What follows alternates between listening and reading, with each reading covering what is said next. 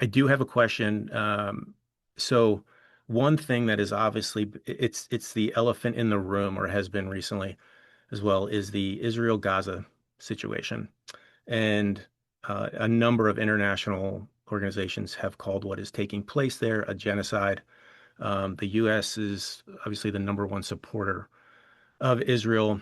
Israel donates a lot of money to the U.S. government, to politicians as well. I know you receive money from pro-Israel lobbyists, but you've also been supportive of efforts for a two-state solution. You've also been supportive of holding this administration, especially under Biden. I believe you were part of a small handful of congressmen and women who asked that humanitarian aid be increased to Gaza.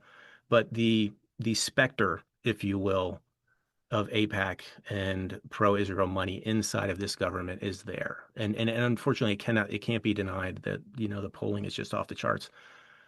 How do you feel, what what is the future, do you think, of foreign investment or foreign donations from, we've had issues with Russia, we obviously have issues with Israel, but just foreign money inside of U.S. politics and U.S. government. What concerns you, and what do you see as the potential future for that? Sure. And I've also been, I've authored legislation against the interjection of foreign money into politics. And that was a few years ago and got exactly nowhere Yep. because of the partisanship here.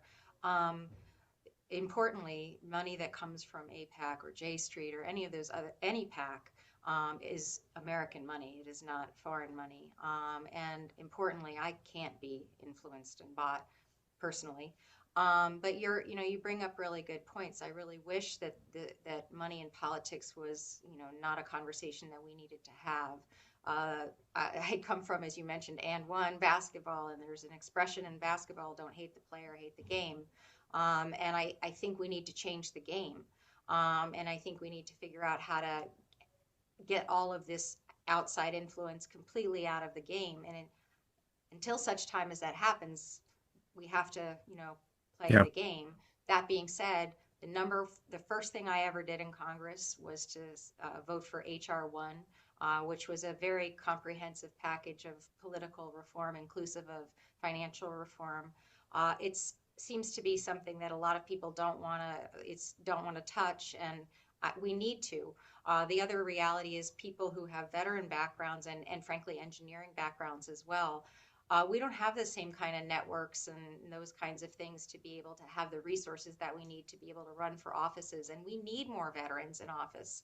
We need more people with technology backgrounds in office too. And so one of the reform of financial reform is not just about, wow, it shouldn't cost $8 million to run for Congress. Right. It's also about making sure that we have more qualified, better qualified, differently qualified people in Congress as well. So I couldn't agree with you more that we need reform in this area.